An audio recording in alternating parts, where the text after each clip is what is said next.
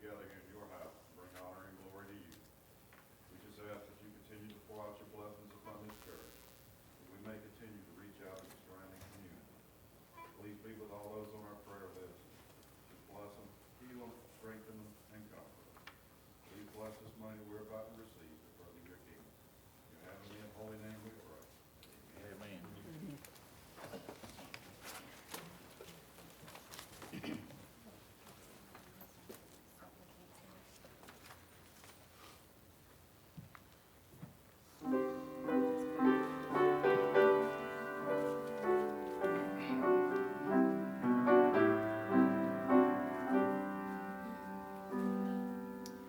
One day a plain village walk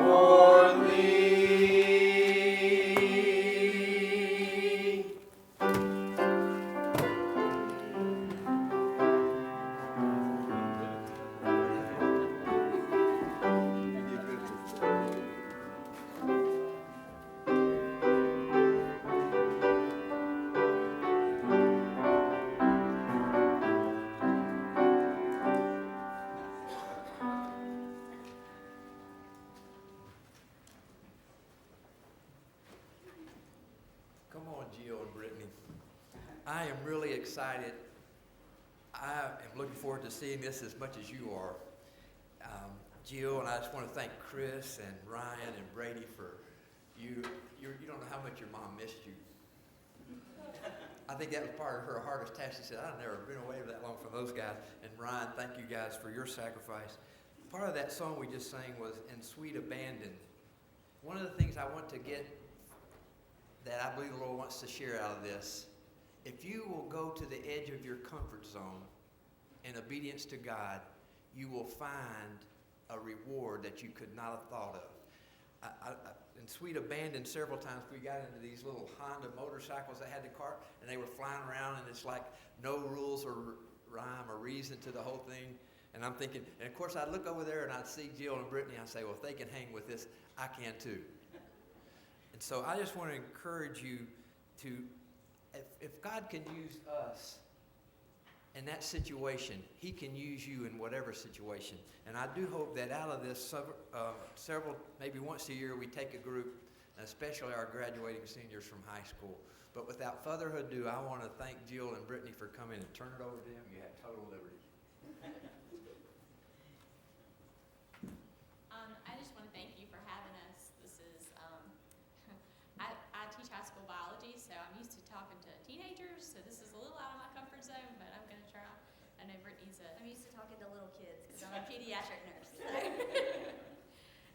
I just want to kind of echo on what Justin just said, and the verse that Brittany and I kind of met yesterday morning to talk a little bit that came to my mind was Matthew 28:19. It says, "Therefore go and make disciples of all nations, baptizing them in the name of the Father and the Son and of the Holy Spirit, and teaching them to obey everything I have commanded you." The first part of that verse, "therefore go," is the most important part. I had felt called to go somewhere. I didn't know where God was calling me since before my children were born, but I'd always just kind of sat in the pew and thought about it, but never really put it into action until this year. And I can't even begin to explain how much I've been blessed. And I know Brittany's been on several trips now, so just getting out of your comfort zone and just making that step. If you feel called, it doesn't matter if it's somewhere here at home or abroad or just in another state, then definitely go where God's called you to go. Do you have anything else? Not yet. Okay. All right. So we're just going to kind of share with you kind of where we went, what we did on our trip. First of all, we spent most of our time the first 3 days traveling. We did nothing but travel for 3 days. Yeah. The first 3 days at the beginning of the trip, and then the last 3 days. So we spent 6 days just in travel. We traveled by air, by land, and by boat. And these were like long trips, not short trips. So we got on the plane, flew from Miami to Panama City, Panama, and then from there to Iquitos. When we arrived in Iquitos, we got on the bus that you saw, and the bus took us 2 hours to a little town called Nalta. We spent the night in Nalta, and when we got, the bus was not air conditioned. And it was pretty old, but it was fun. They got us there. They got us there. We got to see a lot of sights on the way. And this is the city of Nalta. We stayed there for one night, and we got to see, this is the open air market there, where they had lots of fresh fruits and vegetables and fish and chicken and just any kind of thing you can imagine that you could buy there to eat. But the morning after we got to Nalta, we woke up and we got on public transportation there.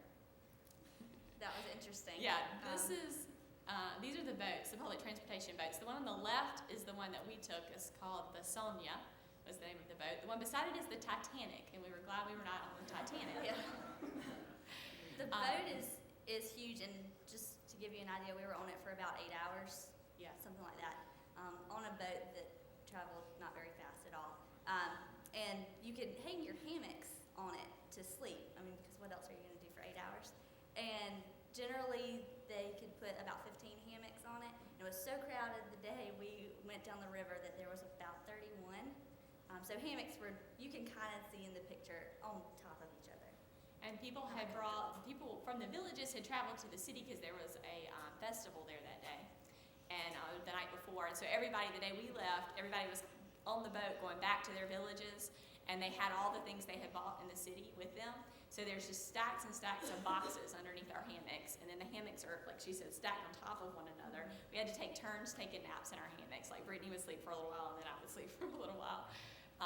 But out of that, we met a lot of people, and your pastor was amazing with the children.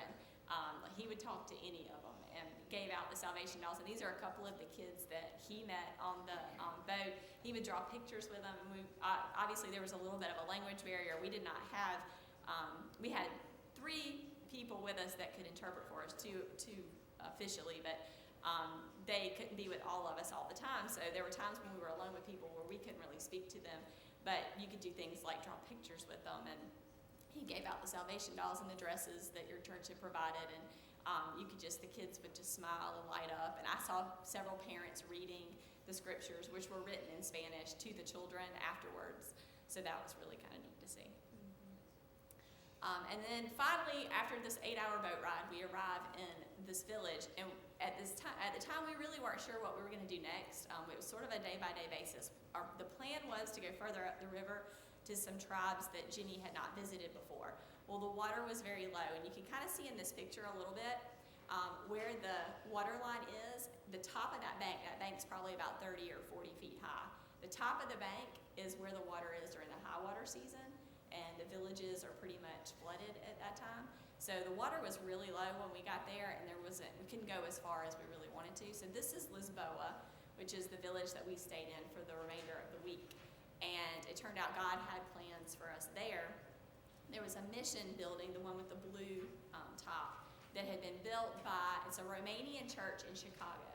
And there were 3 people there staying at the mission from that church who were there as missionaries.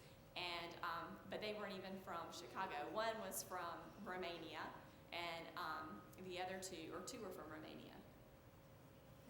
And one was from Italy. Italy. Gabrielle was from Italy. So we got to learn some more languages while we were there.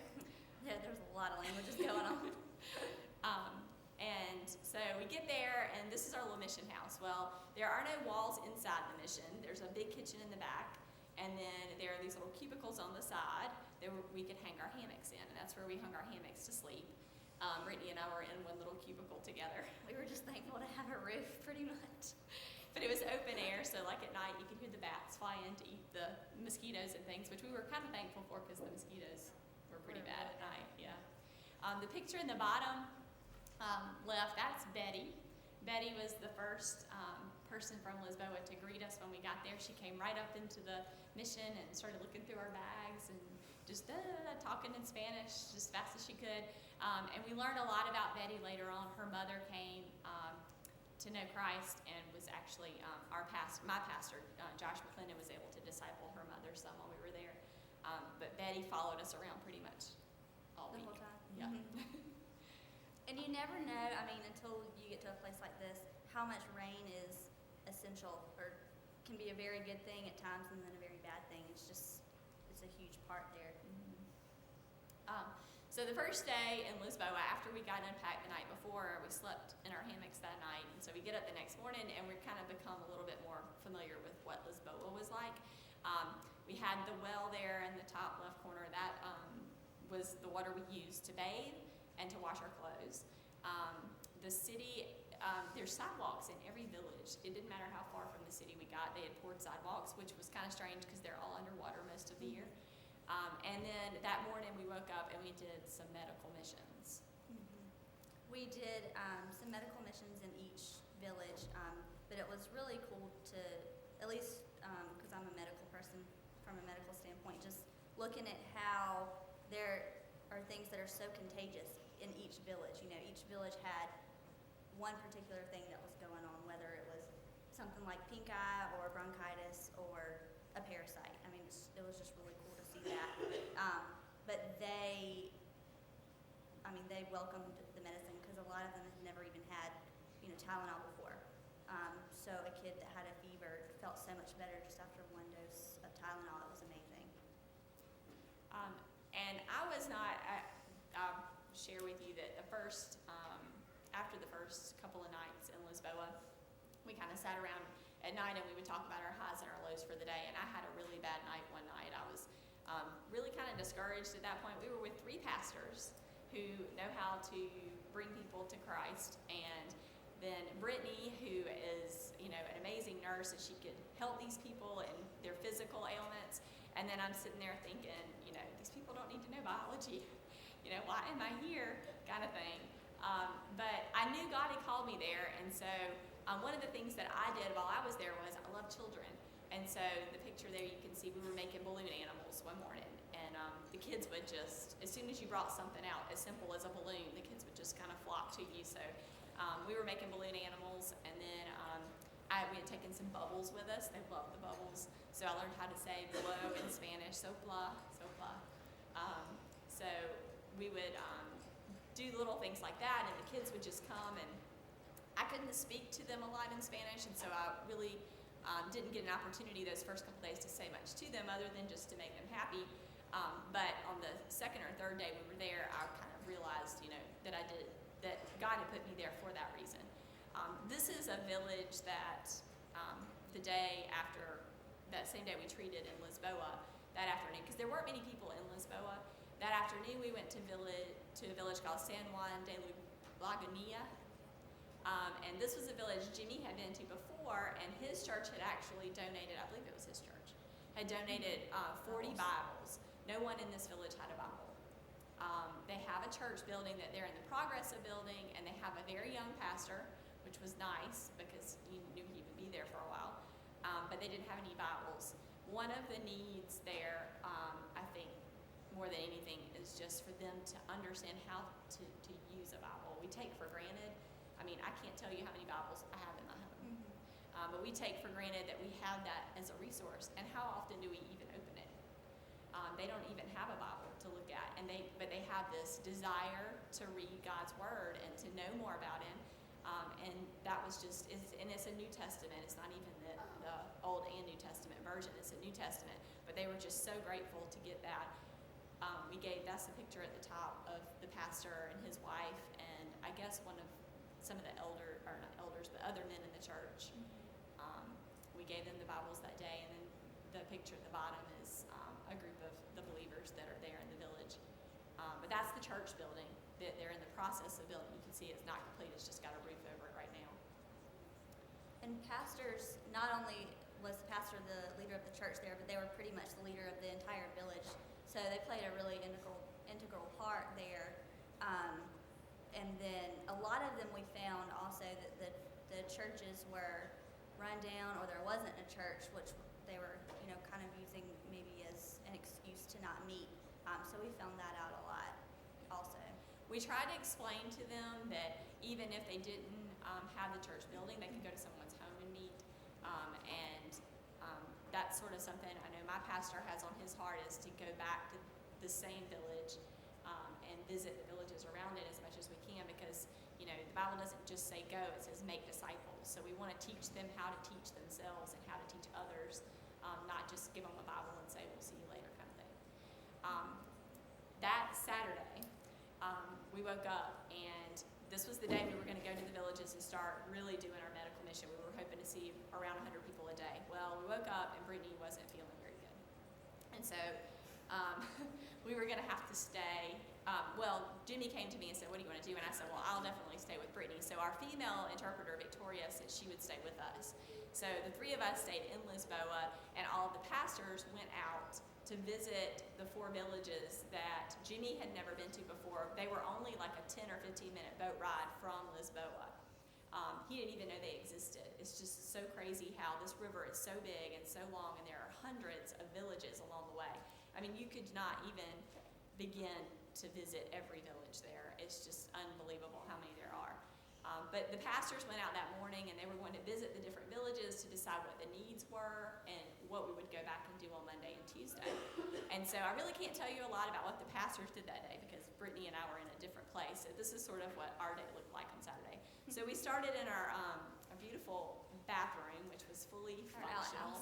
And you can see it was actually a double outhouse. So it was actually a very nice outhouse. There were 2 doors. So We thought we were going to be there most of the day, but we got better. So. By about 10 o'clock, we both felt better, which was a blessing. I know the guys were probably praying for us, and our interpreter was amazing. She went to the little store in the village and made us chicken noodle soup for lunch. Their And version. their version of chicken noodle soup, which was really good, It actually. was. So by about 10 or 12 o'clock, we felt better. So I got the bubbles out, and I was blowing bubbles with the kids, and they kind of started coming in, and there was probably 10 or 12 of them there. And all of a sudden, you can see for miles and miles from where we were, because we're up on top of the river bank, you could see the rain, Judea. The Judea was coming. And so the kids, kind of point to it. You can see the rain coming, and so I'm like, well, what are we going to do? So we go up on the steps, because the steps of the mission are covered, and we sit down. The kids sit with me. Well, once the rain gets there, the wind is really bad this day, and this was probably the hardest rain we had the whole time we were there. So the rain's just pouring, the wind is blowing, we're getting soaked, and the kids don't normally go into the mission house. I guess they kind of know that's a boundary. They're not supposed to go in because people's personal things are there. But I opened the doors and I told them to come inside. And so all the kids came right inside the door and sat down. And you could see some of them, they couldn't all fit inside, so some of them just kind of crowded around at the door. And this is where I just realized, while we were there, Victoria, our interpreter, I had given her a copy of an Evangel Cube, which tells the story of Jesus. And I'd given her a copy in Spanish to learn, because she didn't, she was our translator, and I wanted her to be able to read it in Spanish. She got up and went and got it out of her room and brought it to me and said, here, use this. So I shared the story of Christ with the children, and she interpreted for me in Spanish. And then we had a set of Bibles, children's Bibles that had picture stories in English and Spanish. And so Brittany would read the story in English, and Victoria would interpret for us. And so the kids, you can see them there, they're all crowded around Brittany while she's reading the story. And then Victoria was kind enough to, we were trying to get her to interpret Deep and Wide. We were going to sing Deep and Wide because we thought that would be a simple song. And then Victoria said, well, we have a song like that in Spanish. So she just started singing with the kids, and I had a video, but we couldn't get it to work this morning. But that was just a beautiful sight. All of these children singing this, praise song to Jesus in our little mission house in the middle of this pouring down rain. And I don't know, that just was something that really blessed me that day. So then the next day was Sunday. And so we're going to have a big service at church that day. So we were going to go out into the village of Lisboa. We weren't going to go anywhere. We were going to stay in Lisboa and just invite people. So we met some interesting people that day. This is Moises. It translates Moses in English. But he was making paddles the day we met him. But he actually is a believer. He's a member of the church. And then we went to some of the little village houses in the village and invited the people. As far as prayer for the village of Lisboa, the men there, many of them drink, and many of them have multiple wives, and a lot of them would not come to the church. Like, you would see many more women in the church than you would men. And I think that's definitely a prayer need there. The children would come with their mothers, but the men often didn't come. There were several men that were an integral part of the church in Lisboa, Pastor Ricardio, Moises, and there were 2 or 3 others. I didn't know all of their names, but that's definitely a prayer need there. This is Sally. For it to be such a small place, you would think that they would all know about church, that they would all meet at church and everything. And talking to some of them, it almost felt like they didn't know about it, or they just never went. I mean, and the church is 100 yards down the... Yeah, it's not a big village at all. I mean, it's probably 100 yards from one end, or maybe 200 yards from one end to the other of the village. It's not very big. The pastors were able to meet with the elders in the village. There were 3 of them. We were going to give them water filters that night. That was another big part of the ministry, was giving these people clean water to help them in their health issues, but also because we're giving them clean water, we could talk about the water of life, that Jesus Christ can fill your life even more than we can with just giving you clean water. But that afternoon, we played volleyball with the villagers, which was, it was neat to see. We had so many different ways we could connect with the people, just to get them to trust us, so that if we ever do get to go back, they'll know who we are, and they'll understand that we're there for good reasons. So we played volleyball that afternoon. They were really good and very competitive. And it was mostly women that played. Yeah, we did win. Yeah. Both matches. Those are the elders from the village. They did come to church that night. The pastor sat down with them that afternoon and talked with them and invited them to church that evening, and they did come. So we were able to preach to them, and then we gave out the water filters after that.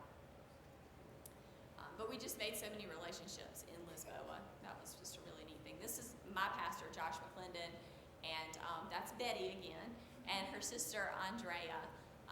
Josh actually really had the opportunity. Their mother's name is Nora, and Nora she actually has 3 children. One of her daughters is in another village.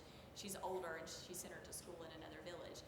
And Nora is a single mother because her husband left her and moved down the street with another woman, which happens a lot. So she's trying to support her own family, but Josh was able to go each night and sit with her and talk to her about how to use her Bible and what it means to be a believer, and about baptism. She'd never been taught about baptism.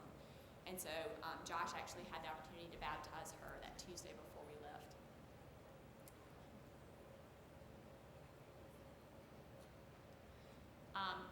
We're going to go through these kind of quick because we don't have much time, but we visited 4 villages, basically. Dos de Mayo, this is Dos de Mayo. I do want to say this is a little lady that on Saturday when the pastors went out, they got to meet this lady, and I can't remember her name. But anyway, she was sick, laying down on a mat. They thought she probably had malaria or something worse. She had a really high fever. The pastors had nothing to give her because they weren't, we weren't with them. But they prayed over her. And when we went back on Monday morning, she walked out of her house and with just a big smile on her face because God had healed her in just 2 days. I mean, she was a completely different person, and she was so excited, and they were able to talk with her, and she accepted Christ that day, and so did her daughter. That's a picture of her daughter. We did medical missions while we were there, and then Justin handed out the dresses and the salvation dolls. He was really good with that. He took a picture of every single child with their dress. Or their doll. Yes. And their dolls. There were hundreds and hundreds of pictures to go through. We saw that was a very big medical day. I feel like we saw like 150, maybe just that morning. It was very busy because when they hear that there's a doctor, I'm not a doctor, but they hear that there's a doctor in the village and they line up. I mean, it was a lot. You kind of think you're never going to get through it. This is Sucre. Sucre is another village. This is sort of like a lake almost off of the river. We did medical missions there, gave out some water filters there. The villages, I just kept thinking about Jesus calling his disciples to be fishers of men because there were so many fishermen